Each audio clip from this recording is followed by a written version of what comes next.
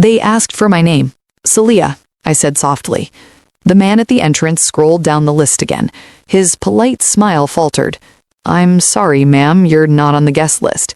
Like, comment, and subscribe Huna Stories for more stories. For a second, the world went silent.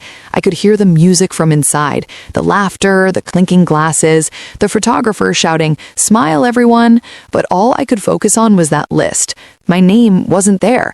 Then I saw her. My mother, standing near the floral arch, a glass of champagne in her hand, glowing in gold light. Our eyes met. She didn't look surprised. I walked up to her anyway. Is this some mistake? Her lips curved into that familiar, cruel smile. Did you really think you were invited, Celia? Strangers aren't allowed. That was it. The final cut. I smiled back. Then I'll live like a stranger. And I walked away quietly, calmly, leaving behind the music, the family, the woman who had once called me her daughter.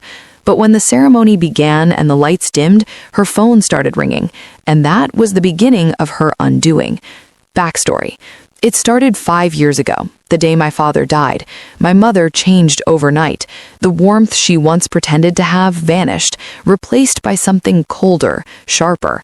I was the unwanted reminder of the man she despised, my father's favorite, his little mirror. When my younger sister, Saba, got engaged, I tried to stay involved. I helped her choose her dress, planned the decor, even handled the guest coordination. It was my way of staying connected, of pretending we were still a family. Then one night I overheard them, my mother and Saba. "She's not part of this family anymore," my mother said. "She'll just make everything about herself." Saba didn't argue, she just sighed. "Fine, do what you want." That's when I knew they had decided I wasn't welcome. Discovery. Like, comment, and subscribe Huna Stories for more stories. The betrayal wasn't in their words, it was in their silence afterward. No calls, no updates, no mention of the wedding date. When I finally found the invitation online, posted by a distant cousin, I realized it was happening that weekend. I wasn't angry, just hollow. I sat there staring at the photo of my smiling sister in her bridal dress, and something inside me clicked. If they wanted me gone, I would give them that, but on my terms. The plan. My father had left behind more than memories. He had left property, shares, land, and a family business.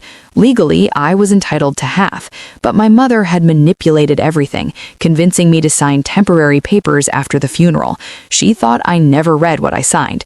She was wrong. For months, I'd been preparing quietly. I had already found the old lawyer who drafted the will. He was sick, but alive, and more than willing to help correct what had been stolen. While they planned the wedding, I gathered documents, signatures, financial trails. I didn't tell anyone, I didn't threaten, I just smiled, kept my distance, and waited. My revenge wasn't about shouting or fighting. It was about silence, the kind that echoes. Execution. The night before the wedding, I met with my lawyer. "Are you sure?" he asked. "Yes," I said. "File everything tomorrow morning. Make sure she gets the notification during the ceremony." He hesitated. "That'll ruin the day." That's the point. The paperwork included not just my inheritance claim, but proof of forgery. Her signature pretending to be mine on legal documents, a criminal offense. Everything was timed. The delivery, the public record, even the alert to her business partners. She had built her empire on lies.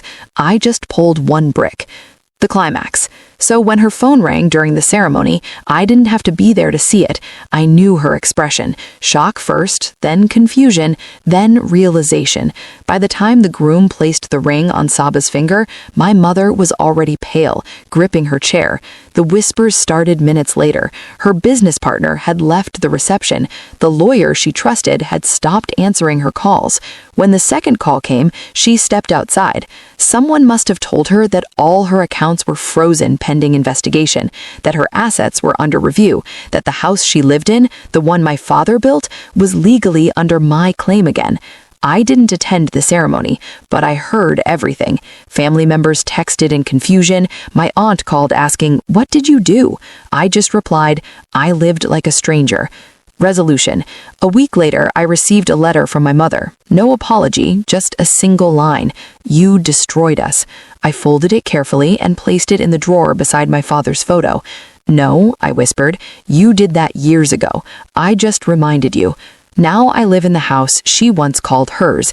It's quiet, peaceful. Sometimes I pass by the mirror in the hallway, the one my father installed himself. For a moment, I see him there, smiling.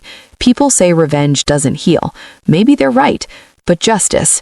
Thanks for listening. Like, comment, and subscribe Huna Stories for more stories.